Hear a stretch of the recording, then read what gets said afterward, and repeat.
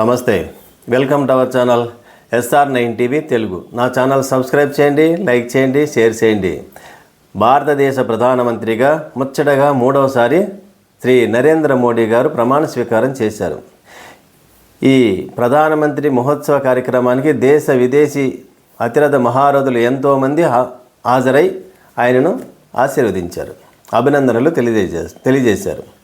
అయితే ఈ మంత్రివర్గ కూర్పులో నరేంద్ర మోడీ గారు, అమిత్ షా గారి యొక్క మార్కు స్పష్టంగా కనిపించింది. ఎంతోమంది మంత్రివర్గ స్థానాన్ని ఆశించారు, కానీ వారందరికీ ఆశాభంగమే మిగిలింది. ఎందుకంటే పార్టీని నమ్ముకున్న, పార్టీలోనే అనాథగా కొనసాగుతూ విధేయతను ఎవరైతే కనబరిచారో అటువంటి వారికి ఈసారి మంత్రివర్గంలో స్థానం కల్పించారు. ప్రధానంగా తెలంగాణలో అందరూ ఎవరికి మంత్రి పదవి వస్తుందని ప్రచారంలో ఉందంటే ఈటెల రాజేందర్ గారు. ఈయన సీనియర్ నాయకులు, టీఆర్ఎస్ పార్టీకి రాజీనామా చేసి బీజేపీ పార్టీలో జాయిన్ అయి ఎంపీగా గెలిచినటువంటి వ్యక్తి. ఈయనకి మంత్రివర్గంలో స్థానం వస్తుందని. కానీ బీజేపీలో ఉంటూ బీజేపీని నమ్ముకున్న కిషన్ రెడ్డి గారికి మళ్ళీ తిరిగి మంత్రి పదవి వచ్చింది. అలాగే గతంలో బీజేపీ అధ్యక్ష బాధ్యతలను చేపట్టి ఒక పార్టీకి జోష్ను తెచ్చినటువంటి నాయకుడు బండి సంజయ్ గారు. ఆయన అనాదిగా బీజేపీ నాయకులు కాబట్టి ఆయనకు మంత్రివర్గంలో స్థానం కల్పించడం జరిగింది. ఆంధ్రప్రదేశ్లో కూడా పార్టీని నమ్ముకున్న వారికే, పార్టీకి విధేయతగా ఉన్నవారికే మంత్రివర్గంలో స్థానం కల్పించారు. నర్సాపురం ఎంపీ వర్మ గారికి, ఆయన ఎప్పుడు బీజేపీ నాయకులు, ఆయన బీజేపీని నమ్ముకున్నటువంటి వ్యక్తి, విధేయత కలిగినటువంటి వ్యక్తి. ఆయనను మంత్రి పదవి వరించింది అనూహ్యంగా. అందరూ ఏం ప్రచారం చేశారు, అందరూ ఏమనుకున్నారు, పురంధరేశ్వర గారికి మంత్రి పదవి వస్తుందనుకున్నారు, సీఎం రమేష్ గారికి. కానీ వారిద్దరికీ ఇవ్వకుండా వర్మ గారిని మంత్రి పదవి వరించింది. వీరిద్దరూ వేరే పార్టీ నుంచి వచ్చినటువంటి వారు కాబట్టి పార్టీ నాయకులైన వర్మ గారికి మంత్రి పదవిలో చోటు కల్పించడం జరిగింది. అంటే స్పష్టంగా మోడీ గారు, అమిత్ షా గారు మార్కు పార్టీ నాయకులకే కాదు, పార్టీలో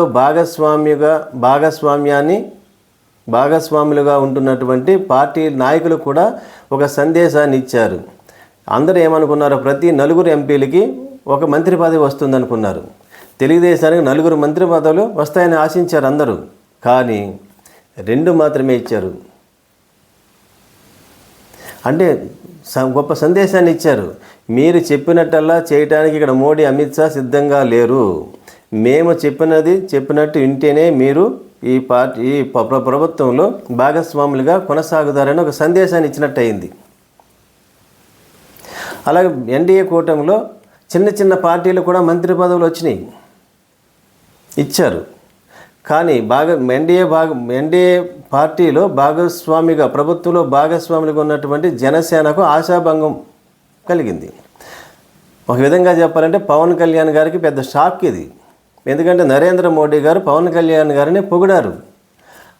అటువంటి జనసేన పార్టీకి 2 ఎంపీలు ఉన్నా సరే ఒక్క మంత్రి పదవి కూడా, కనీసం సహాయ మంత్రి పదవి కూడా ఇవ్వకుండా షాక్ ఇచ్చారు. అంటే మోడీ గారి మార్కు స్పష్టంగా ఉంది. ఎవరిని ఎక్కడ ఉంచాలో, ఎవరిని ఎప్పుడు ఎక్కడ ఎలా వాడుకోవాలో, ఎలా వినియోగించుకోవాలో స్పష్టంగా సందేశాన్ని ఇచ్చారు. మోడీ గారు, అమిత్ షా గారు చెప్పినట్టు వింటేనే వారంతా కూడా ఎన్డీఏలో భాగస్వామిగా కొనసాగుతారు, లేకపోతే మీ ఇష్టం అనే సందేశాన్ని ఇచ్చినట్టయింది. చంద్రబాబు నాయుడు గారు, నితీష్ కుమార్ గారు ఏమనుకున్నారంటే, మాకు మంత్రివర్గంలో సముచితమైనటువంటి స్థానం ఉంటుంది, పరిపాలనలో కూడా మేమిచ్చేటువంటి సూచనలు, సలహాలు కూడా మోడీ గారి ప్రభుత్వం స్వీకరిస్తుందని ఆశించారు. కానీ అవి ఆశించినటువంటి ఆశయాలన్నీ వమ్ము చేశారు నరేంద్ర మోడీ గారు. ముఖ్యమైనటువంటి మంత్రి శాఖలు కూడా ఇస్తారో లేదో క్వశ్చన్ మార్క్గానే ఉంది ఇప్పటికి. వారు ఏది ఇవ్వాలనుకున్నారు, ఎటువంటి మంత్రి పదవులు ఇవ్వాలనుకున్నారు అవి మాత్రమే ఇస్తారో తప్ప వీరు కోరినటువంటి శాఖలు ఇచ్చేటువంటి పరిస్థితి లేదని సందేశాన్ని ఇచ్చినట్టయింది. ఆంధ్ర ప్రజలు ఏం ఆశించారు, చంద్రబాబు నాయుడు గారు పెద్ద చాణక్యుడు కదా, ఆయన కేంద్రంలో చక్రం తెప్పి మన రాష్ట్రానికి కావలసిన నిధులు తెచ్చుకోగలుగుతాడు. ఈసారి మన ఆంధ్రప్రదేశ్ ప్రజలు ఏం కోరుకుంటున్నారు, స్పెషల్ కేటగిరీ స్టేటస్ ఈసారి ఖచ్చితంగా సాధించేటువంటి సత్తా చంద్రబాబు నాయుడు గారికి ఉంది అని ఆశించారు, కోరుకున్నారంతా. ఎందుకంటే ఆయన సహకారంతోనే ఎన్డీఏ ప్రభుత్వం కొనసాగుతుంది. ఆయన సహకారము, నితీష్ కుమార్ గారి సహకారం లేకపోతే ప్రభుత్వం కూలిపోయే ప్రమాదం ఉంది. అయినా సరే నరేంద్ర మోడీ గారు, అమిత్ షా గారు వీరి ఆశల మీద నీళ్లు చల్లి వారి మార్కుని స్పష్టంగా చూపించినట్టయింది. అంటే మోడీ గారు గతంలో చేసిన 10 సంవత్సరాల పాలనకు భిన్నంగా ఈ రాబోయే 5 సంవత్సరాలు మోడీ గారి పరిపాలన భిన్నంగా ఉంటుందనే సందేశాన్ని స్పష్టంగా ఆయన చెప్పినట్టయింది. మంచి పరిపాలనే మనకు అందిస్తారని ఆశిద్దాం. నా ఛానల్ సబ్స్క్రైబ్ చేయండి, లైక్ చేయండి, షేర్ చేయండి. Please support me.